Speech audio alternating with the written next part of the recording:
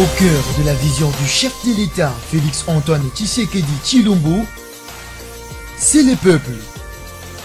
Au centre de toutes ses actions, c'est le peuple. La motivation de sa politique, c'est le peuple.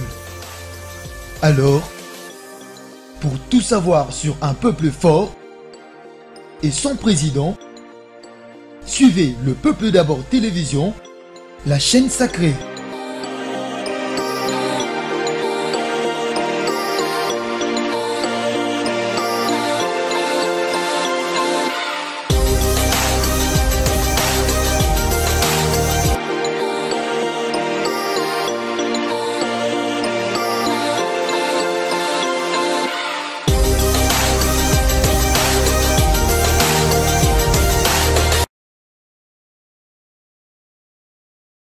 Très bien, bon début de la semaine, mesdames et messieurs, fidèles de cette chaîne des informations, le Peuple d'abord télévision. Merci de votre confiance renouvelée à travers cette émission Réalité Plus, votre émission socio-politique et économique où à chaque fois, tout le monde analyse sur l'actualité en Bokanabiso, la République démocratique du Congo, jour J-4. Donc, au début, nous avons causé la 9e J à francophonie pour la première fois que notre pays, la RDC, organise ce jeu de la francophonie. J'ai remis 5 continents et puis le pays est belé où vraiment ils ont la bongo soumise na au Italie bongo francophonie. Donc le pays vraiment que vous belé Joana donc on a quoi bit na ils aura plus dédié et pas il y a jeunesse proche au début au moins de 20 ans.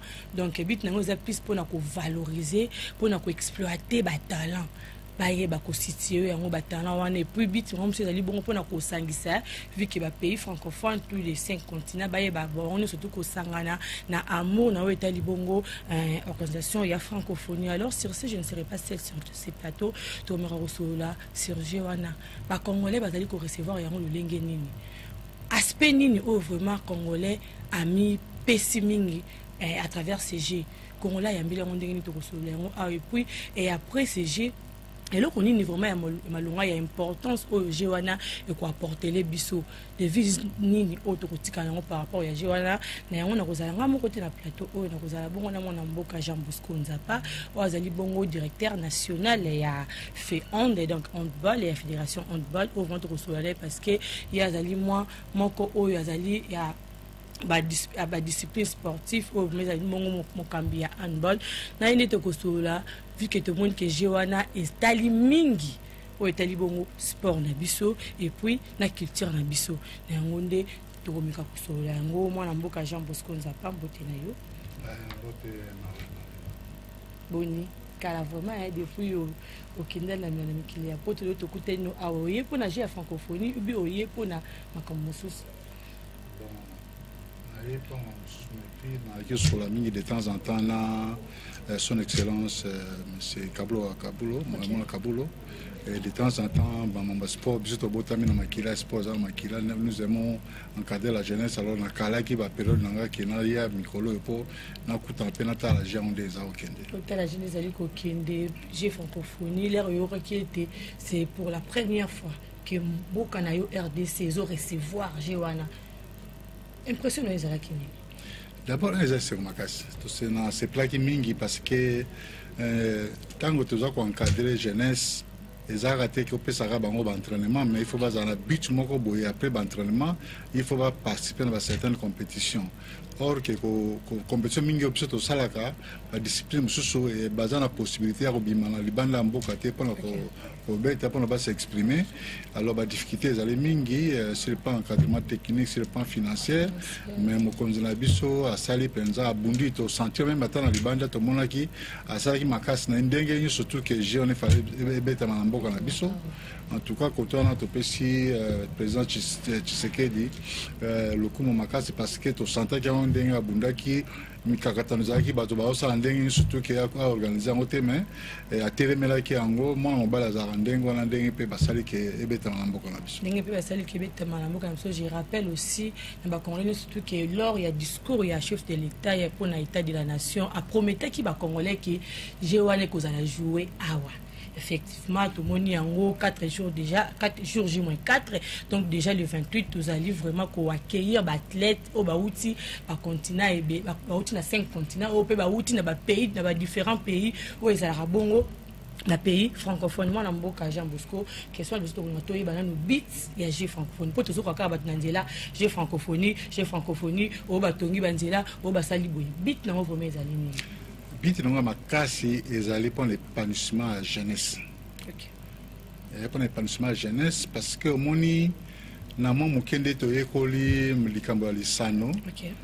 Lisano ezali loko moko ya malamu mingi pona ko batela les physiques ya bomo ya moto soko bandi na boelenge na ba âge déjà ba 7 ans 8 ans 9 ans il faut que bana ko former bana ko sala ba mouvement sportif ya ngonde sala ke ti okomi mukolo nzoto na yo ko contenir ba situation ebele yali malamu mingi mais na yango ba école oyo balobaka lo français balobi basala ya bango babengi yango francophonie oyo ba anglais babengi yango commonwealth mpona bato oyo bazali na colonie anglaise.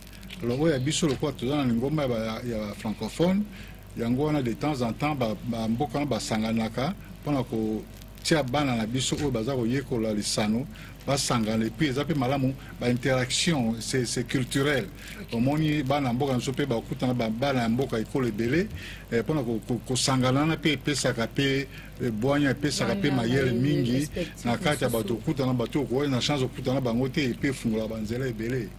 Alors ezali eloko moko événement moko ali très important pour na biso pour na jeunesse na biso ba participer na moment mingi pour biso pe bana ekolo to sunga bango to supporter bana biso to bakena ko représenter biso na compétition. Est-ce que nous mono le bezali bien pour la jeunesse na biso ba participer? Est-ce que croyez-vous que la jeunesse congolaise est vraiment un bénéficiaire ya GO? Bon, on a côté on a mon muke tozala te tolanda parce que vie na biso soutenir na lobby ezalaka na sport nazali na mwa badutu mwa muke nazali na mwa badutu mwa muke parce que même na libanda na mboka totalaka RTNC. Même ndenge soki toyeya bato tozotala yali télévision oyo ezali ya makasi na sorte ke toyebi ke soki likambo baévénement ya boye ezali c'est sûr que baopesa biso bainformation mais na libanda ya mboka toconstataki mwa bamakambo ebele.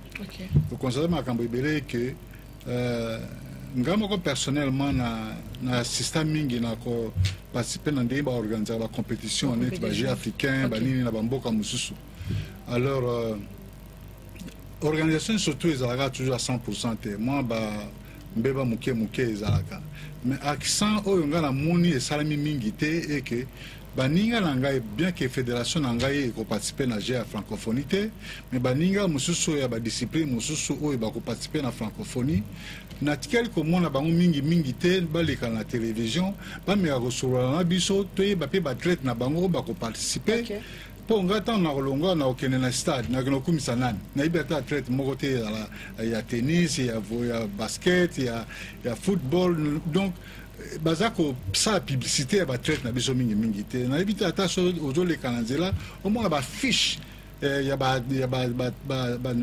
athlète na biso baza na natation baza l'athlétisme to sali publicité ya ba athlète na biso mingi te na éviter soki na liboso ezalaki mais tant tokomi pembeni boye ya ko organiser compétition il faut toyeba babi toyeba to ebele baya kotala batala jeu mais tokendeka kuna tokumisa bapaya te d'abord faut tokumisa bana na biso bana mboka ndako na yebite bino boza ba journaliste aso bose boyamba te bose bokenda kosala interview na baathlète oyo bako représenter biso.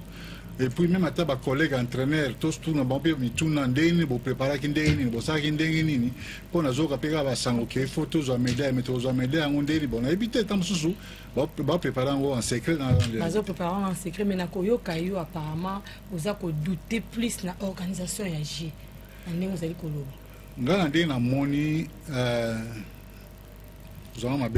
c'est comme si Géo ba yibibiso ba sportif et que mingi na côté à média. Oh. Les médias ndengeni. Parce que médias ils ont se présenté mingi, bata médias baza mingi bazo parler sur la francophonie, sur les infrastructures, sur les constructions, sur toutes les choses là au basali. Donc bandako ils allaient bien ba terrain ils akitoko to sepe na makasi mingi, mais médias il faut ba benga ba technicien ou ba participer. Baza la paix, tout le monde a paix bango pour entre bino na bino bokoloba c'est bien na média na journalisme mais na kati na biso toyebi bino toyebi ke bozala tout monde bolobaka bozoba likambo mpona biso mais biso mo tozali wana il faut toya toloba mpe makambo nde toprépare bana na biso mpo topesa mpe bana ekolo mposa ke non toza na mwana moko kuna azabetaka boakimaka boye soki na ye espoir ezali na mwana wana mpona kotala na kokomisa ye yango nde ezali très important mais soki otali la plupart du temps soki otali il y a plus que des journalistes, les médias qui parlent des problèmes de la francophonie sans qu'il va intervenir mingi. Il y a moi publicité moi au monde va kenner côté entraînement mon moi na zoloba tout moi zoloba mais il faut qu'ils viennent à la télévision nous dire exactement comment est-ce va préparer. Est-ce que un cadre sportif qui va plus s'intéresser dans la géo dans toute la compétition autocoloba. Bon mon ndenge ni étant ngana participer na Afrique du Sud na 1999 dans Jeux d'Afrique centrale. Okay. En anglais, l'Afrique Game. Compétition, moi je ne suis pas sud-africain, mais comme Baïbi Kenagina, je suis un cadre technique de sport, ils avaient fait concours à tous les encadreurs sportifs. De sorte que Moutona Moutoua peut savoir point de vue naïe comme bako participer au sport kozala bango bazali encadrer bazali ba technicien mais na côté technique il y a balé biso to pesa bango qu'est-ce que nous devons faire qu'est-ce qu'il doit faire pour satisfaire biso na bana biso ba participer à la compétition. C'est important pour lire na bango préparation entraînement na bango tout ça là on avait fait et puis on préparait le budget. Dans chaque fédération, on a besoin de motuya boy. Si l'État kokenda kotala na motuya oyo basengi pona fédération basket. Base à la prêt ya ko représenter biso valablement la compétition na on a besoin de motuya boy. Si koyo mboka ko luka moyen et pesier a que ne se préparer pour aller na excuse té. Pour ceux qui va compétition si ba médaille ba na excuse. Ba biloko na ndé mike na éviter ce que salmaki. Qui en côté mais biso peut donner un encadrement technique à n'importe quel moment soit bengi biso toya peut to pesa aider mais Pascal peut ko benga binoté Pascal peut ko solliciter binoté mais baninga mso solliciter ki bango wana éviter monsieur mingi na soyena bango bon bazolo banga que bazala qui impliqué té na ba préparation surtout bazalo sala mais bon mingi la plupart de na monakawa sport na biso baso orientaka mika seulement ba président de la fédération. Les présidents de la fédération sont des encadreurs exécutifs. C'est ça.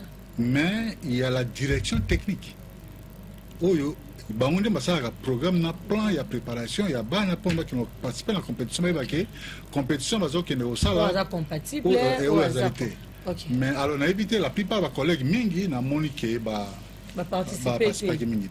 Oh maintenant si que moi na mboka Jean Bosco na habité na lolengo zali koloba oyo est-ce que tout moni ba discipline est belé tout moni football tout moni basketball tout moni judo il y a handball des alité ils ali bon ya bino tout moni ba cycliste ba kozala vraiment ebelé comme là s'attendre na nini que moi réussite kozala ba médaille ndongo le bione kozala vie ndenge zali kolobela to ko s'attendre na nini alors en anglais if you fail to be prepared, be prepared to fail.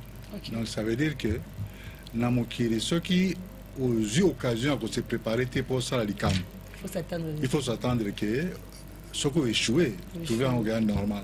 Mais pour ça l'émission avant l'émission seulement il y avait les préparatifs. Il y a une équipe qui est tout autour il y a une mission là. Alors ceux qui sont allés en côté tant que yoko senga cameraman azaite à quel pas tu ne vas pas espérer à ça un bon résultat dans la présentation. yango wana biloko wana neti na côté na biso ba encadrer technique so ba pesi biso ba moite que tout se préparer malamu bon oko espérer te que ozo eloko moko résultat mo malamu oyo ngai en tant que encadreur sportif na CP na makasi eza ba équipe ba infrastructure auto zui ezali ya munene ezali ya mutuya oyo eloko to tikala kozala ngo te ba mbula na ba mbula ebele. C'était important pour CG infrastructure. Sans un jeu au Salamate. Donc c'était obligatoire qu'il fallait pas ça pour jouer au Salem. Mais si manango mboka ko bénéficier nango. Tant que mboka bénéficier nango biso bakambi ya bana pona bana baye ko la lisano malamu tozwi eloko moko tozalaka na yango te lokwa tozwi eloko moko tozalaka na yango te sikoyo tout dépend ya gestion ya yango na programme na planification nini biso tokosala omoni ngai nakozala fédération moko songolo pakala bapesi ngai terrain moko nasala mais so naza na plan te na programme te bazolandela ngai te mpo mingi eloko ezokodétruire biso awa baoyo bazokamba biso misusu baza kolandela biso te biso batechnicien batika technicien aye kaka aza kopesa travail sans qu'il y ait un programme détaillé ok ape chiffré mpo bakokoluka bajuge ye par rapport na programme ya pesaki donc eza devoir moko makasi oyo nani ndeko na biso excellence Kabulo mwana Kabulo le ministre des sports il faut ça na lingomba na département ya sport abenda ba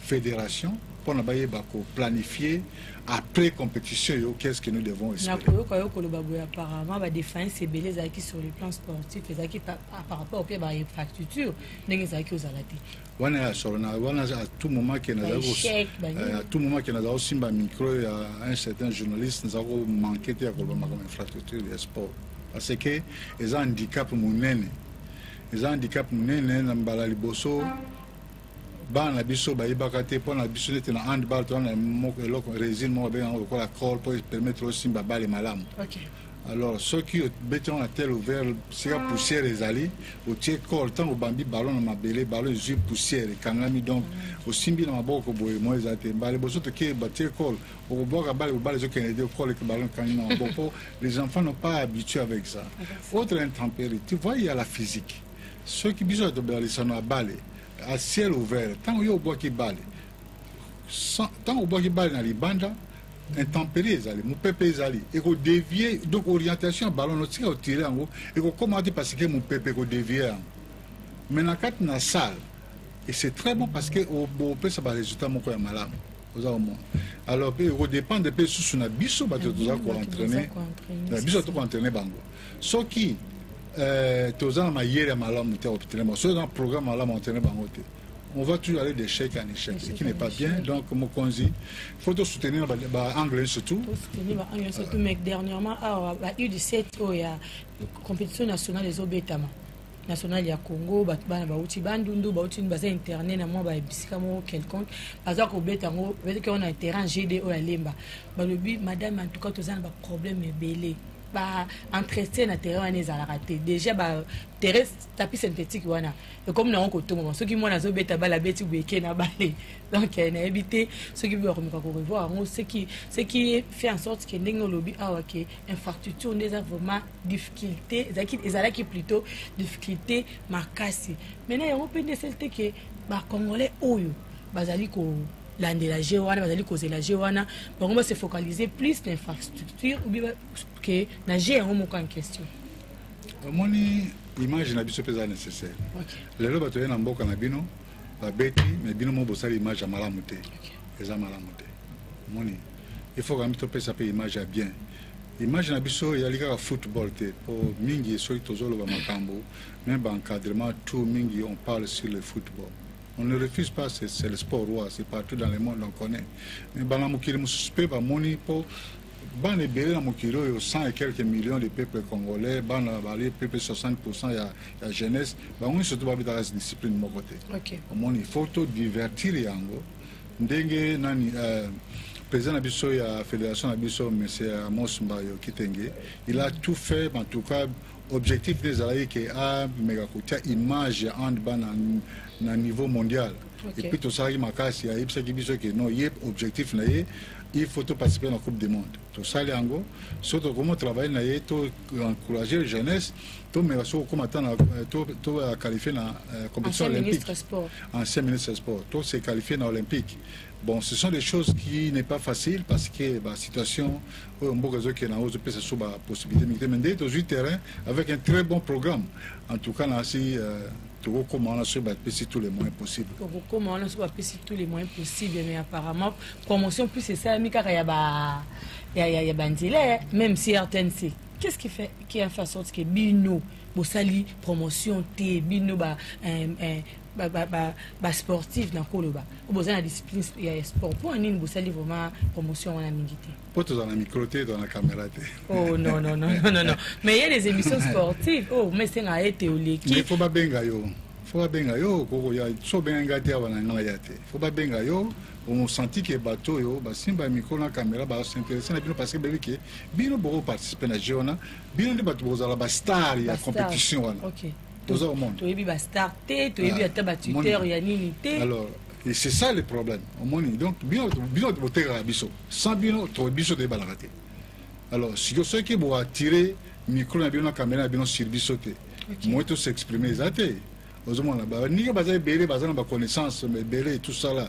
Bazar mais à tout moment ceux qui osent approcher micro, approcher caméra na ba traite, au comment que et que ça me fait la fierté on a une location si on a la yébani il faut la salle macasse à doubler fort l'entraînement aux hommes donc c'est vraiment important parce que même tu es collé en gros dans la formation absolument aux ouaka toujours qu'il faut pas botter média média les point focal numéro 1 pour la promotion il y a développement il y a sport il y a jeunes il faut toujours se lier dans les médias alors médias il faut quand même payer le gars pour chaque mingi jeunesse par exemple la sport mais toute chose commence par l'organisation c'est quoi tout un sport en général tout dans le ministère dans le département le département il y a travailler dans la fédération fédération a plusieurs disciplines mais si quoi il faut fédération peut ça rapport à malamu pour que tant que ministre a qui est dans conseil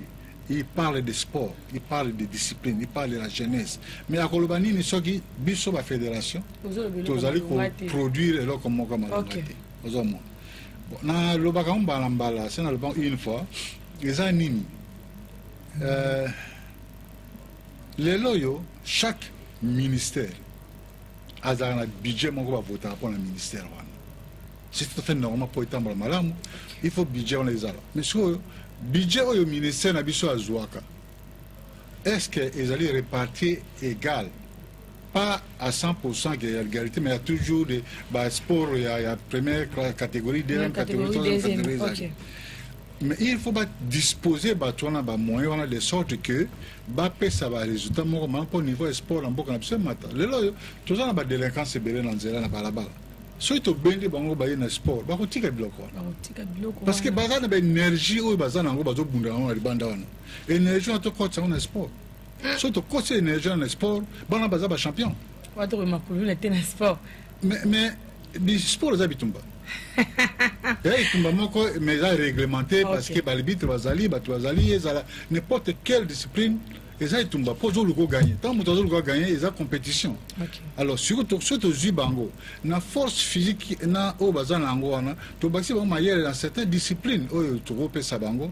pour que mona bana bazala malamu mais surtout tiki bango et puis la fédération bazo ba moita ko rassembler bana wana pour tout le orienté bon niveau sport ils ont bien quantité de to jiba terrain belé boy notre ministre c'est quand même quelqu'un qui écoute beaucoup. Ce qui c'est grâce à son excellence M. Kabulo.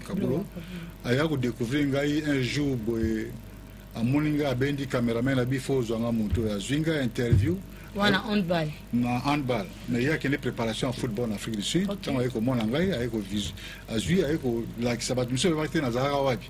Et puis c'est lui, et à cette fierté-là, il y a Salarangai, dans Sala tout qui est dans cette discipline, puis dans zone qui s'appelle Bolingwana, puis Amourwana, dans Mboka de sorte qui est mais retombe au niveau, il y a discipline. Donc il y a Zola qu'on a n'enga libanda. Zola libanda, na Kendaka, na ça va développement, na kuna po, na tambola Mboka mobimba pour développer bana, pour na ba mekakoye ko la discipline, ba yebaka ngote kuna. Baza beta ngo pété. Mais alors il fallait kende, ba tiranga ba moins vraiment. Le gouvernement sud-africain va payer un moyen surtout que nous avons tous les provinces na bango de sorte que nous avons développé, nous identifié d'abord les talents. Si on a identifié les talents, on a créé une structure dans la province, on peut garder les talents, on va continuer le travail.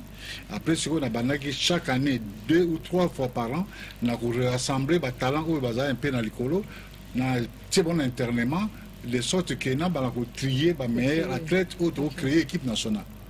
Ok, mais Babylou qu'on a apparemment fait à Osala, mais mingi na mona qu'on a ba compétition scolaire, Ouais, on a école et tout. Ça donne quoi? Bon, nako sanga na libanda te sanga na sanga mboka na ngai. OK. Yango na Nengo sala na kati mboka na yo eloko nini ya mutu epesa. Difficulté makasi na zana ngo kuna ba pesanga moyen. Ah ba pesanga moyen on a sanga na mboka na personnel. Kuna gouvernement sud-africain zotia moyen na mois de octobre ba osenga biso to pesa budget. Na mois octobre ngai comme na responsable de développement handball féminin na kosala budget na pesa na fédération a sangisi budget surtout à côté na ministère. Tant ministère zombongo a côté mbongo na fédération pesa mbongo na ngai na sala musala. Mais na mboka na. Bon biso depuis bandi yango oza déjà na ba année combien depuis bandi ko sala ba parcours wana na ba école to assister pe na moi miko bebele na bandaki handball scolaire il y a 3 ans. OK. Il y a 3 ans, ça qui a année passée comme Nazala quitté.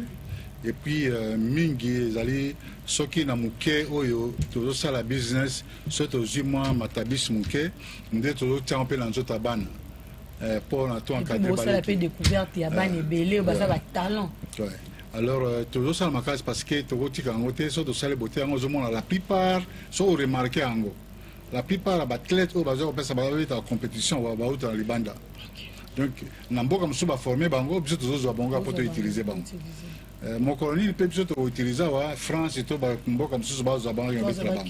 Donc biso peut faire ça te voir na biso doza arrêter que bana mawato zo pas msuba to utiliser pas na biso. Alors pour ça bango biso ba directeur technique national.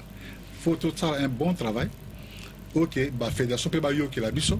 So ba yo que biso. Alors, notre erreur ce que tu vas ko préparer bana pour bano ba utaka ba kiobeta kuna ba kuimba champion ne ba uti pana biso.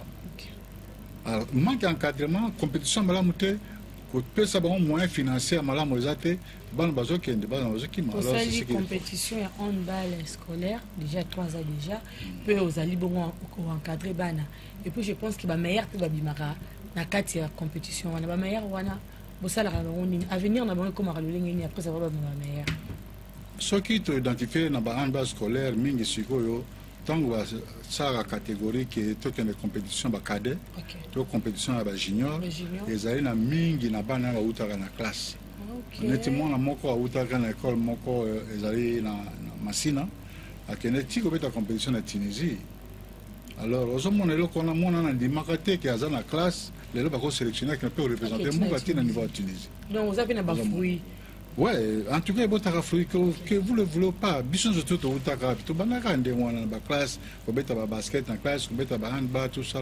Vous êtes comme boy. Donc, si vous faites photos, make-up, vous intéressez, banana. Et ça, c'est une initiative moro privée apparemment. Vous avez vu que déjà, on a évolué, les bandes, le peut au même contribution, on a fait un peu mais est-ce que l'État qu'on a déjà assisté à solliciter, ou bien, tu sais que vous avez depuis bando. Vinangai mobimba bandaki sport depuis 1976 de la bande sport na Vinangai na kutana na ministre mokota ya minga na ministère te na yeba na bango en général na habité lelo yo na arrêté moko bima na journal officiel que tous les directeurs techniques nationaux basa rémunérés ba futaka ya football ya ba discipline mususu na habité ba futa bangote et puis malgré les efforts et puis lelo yo boy c'est nous la direction technique qui faisons la valeur des sportifs. La qualité et la compétition au niveau il y a l'écolo. La direction technique c'est lui qui oriente toute la vision et la discipline d'ailleurs au Salangouan. Mais au moment où les gens qui nous gouvernent n'arrivent pas à comprendre ça, qu'il faut tout le cabato à n'importe ceux qui battent bien orienté tout puis toujours parce que la fédération souvent n'importe qui battait directeur technique mais il n'a pas la compétence de la direction technique. Alors là quand on toujours détruit discipline à mon niveau. Alors il faut que ministère tout gouvernement il faut bailler que non mutu baté à responsable na bambo comme c'est le ministère qui appointe qui est directeur technique national Bénin na bambo comme ce il faut reconnu c'est un agent de l'État. Alors, quand tu travailles bien pour le développement de la jeunesse, pour le développement de la discipline, Mais en tout cas, la question au Tuniana, je ne suis pas encore reconnu officiellement à titre de voire même le ministère. Non, tu es personnellement mais qui aux puisse et puis aide qui ont reçu dans mais le ministre vient d'arriver à peine, mais le quoi il est pas à bon a évolué dans le monde sportif. Est-ce qu'il n'y a pas moyen qu'on me là mais mon avis peut-être comme ça qu'on faire étude. Oui, tant on a qui on a aux États-Unis, on a participé dans le sport scolaire. À tout moment on a qui qu'on vidéo la situation organisation sport scolaire aux États-Unis, dans le de la ministre. On a l'air d'un ministre. Orienté ngana kutana mutu moko na cabinet na ye pour na makambo ya sport scolaire.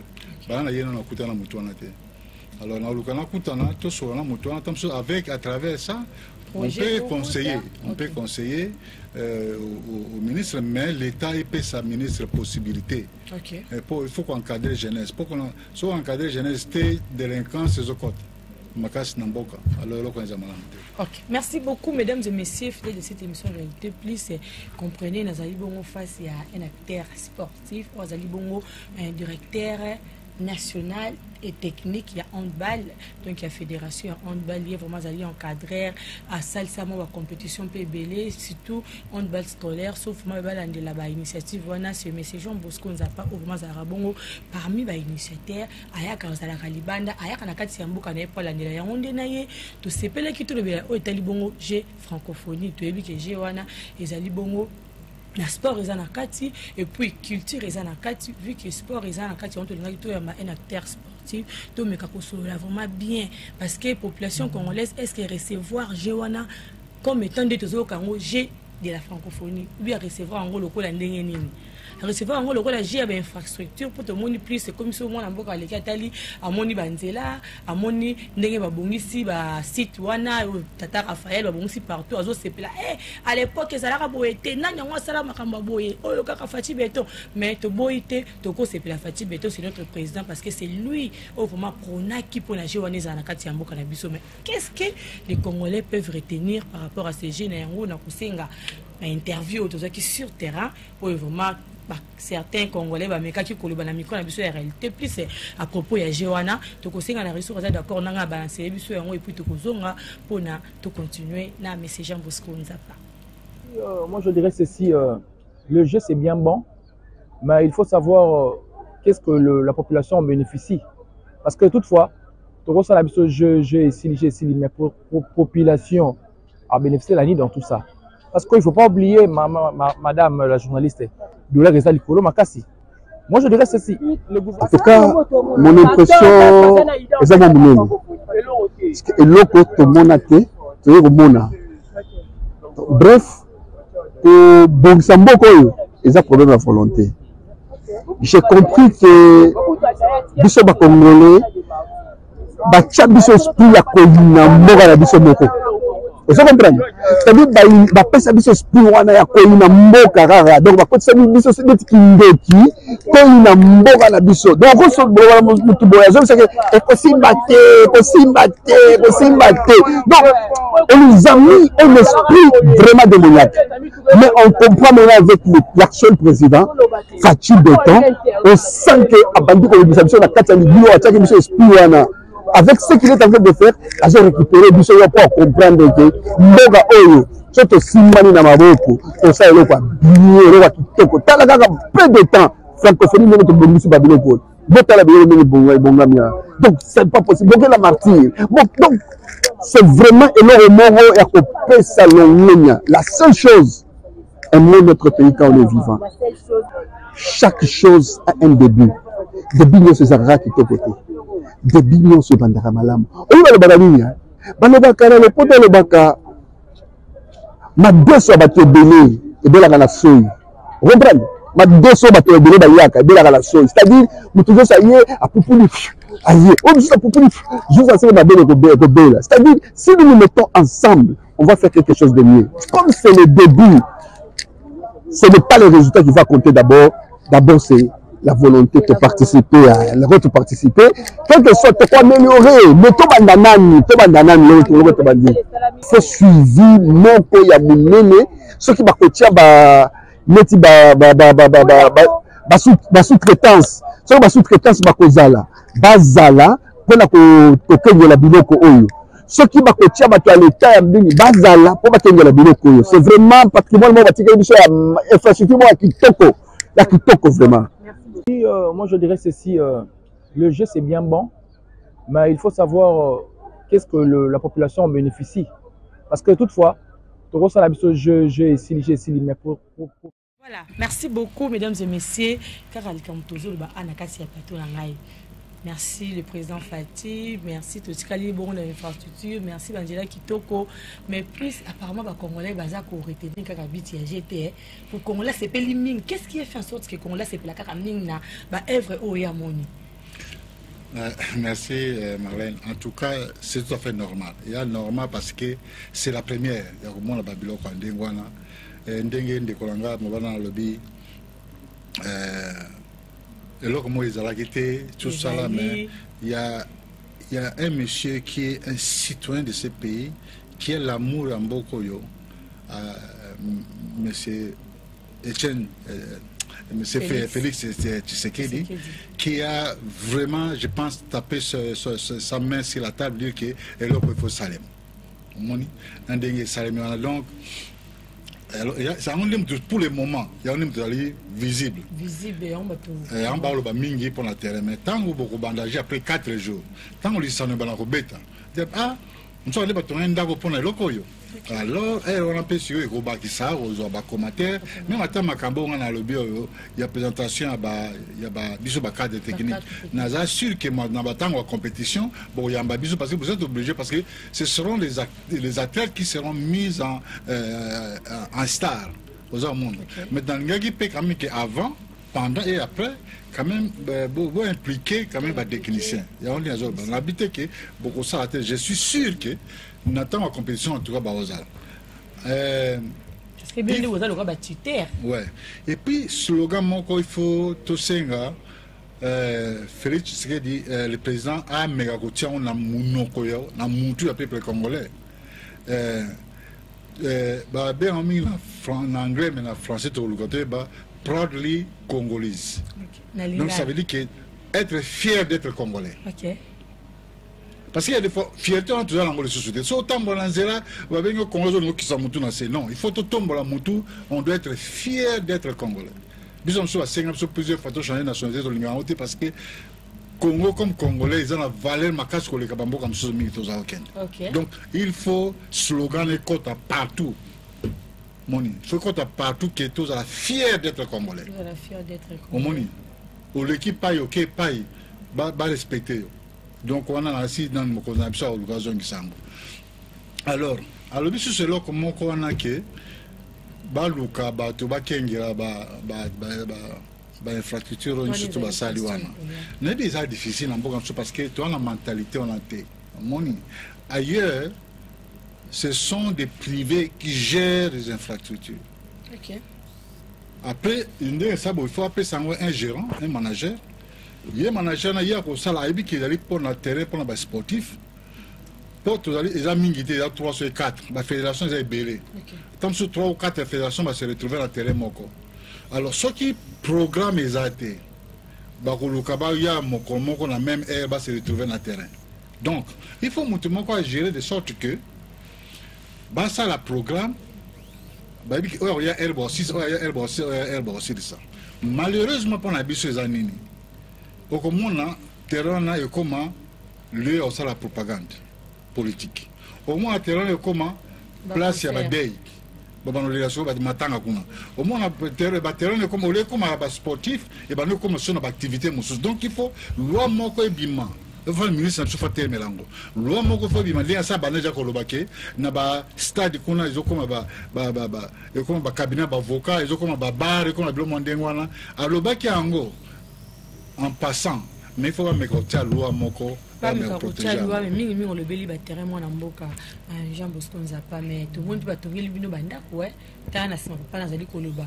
tout le monde eza lokola ba auberge pour na soki ba tête baye moi ba to baye belé tout le monde ba ndako za mana sima pese belé makasi ba tiens pour na condition ba meuble on a condition surtout mais bino ko soki wana po batela ma bien et sengeli vraiment nini et là on l'état congolais qui cause lokola organisation pour que lobby ata après 50 ans congolais a pas été car il aura qui to kona o zali bongo lokola comme souvenir ya chef francophonie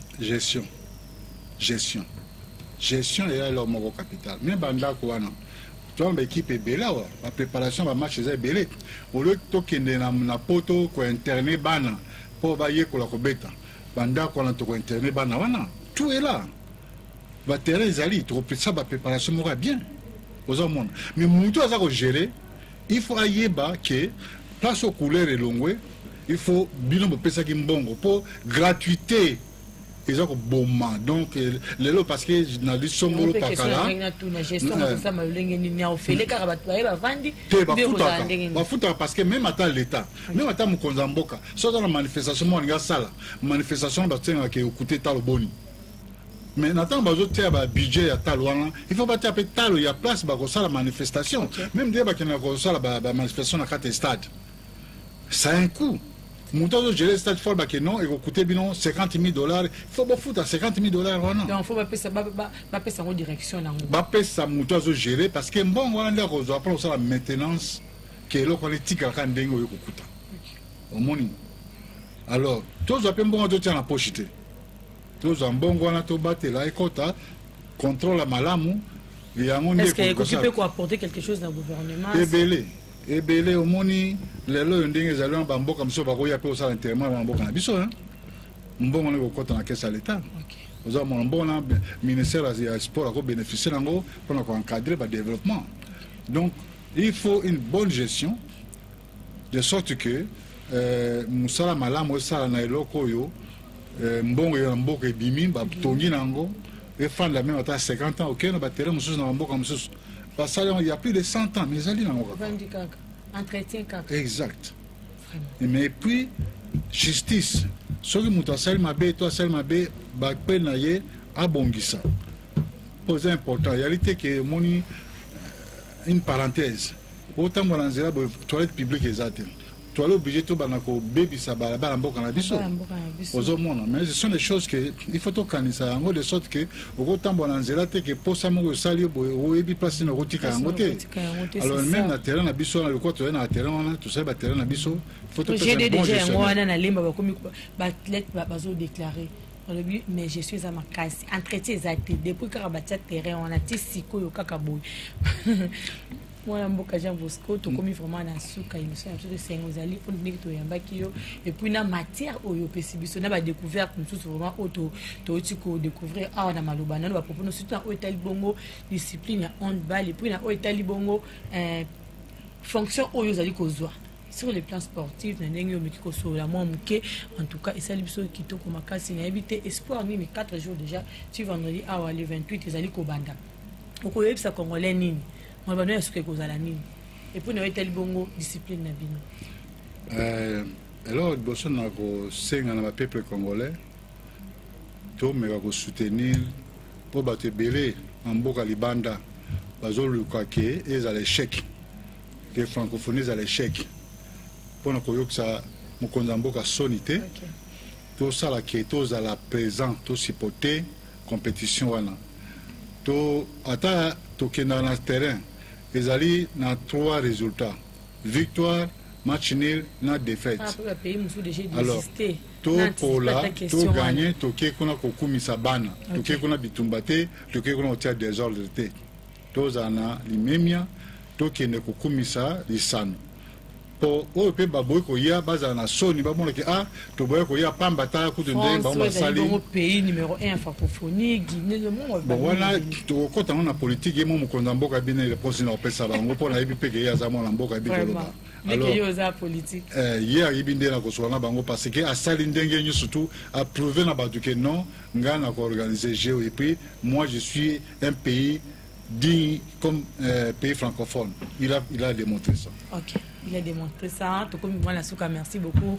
Mon amour, Jean Bosco Nzapa. Merci à l'équipe technique, surtout les jumeaux, Moïse et Aaron, le Malissa, la régie, tout ça qui bon, on a prévalu Wambel. En tout cas, on a fait si bien longo, on a vu aussi Bozaki, il bossait par poste téléviseur, on a vu nos, on a vu l'émission en réalité plus. Tout coup, on a numéro Koya. Ciao, merci.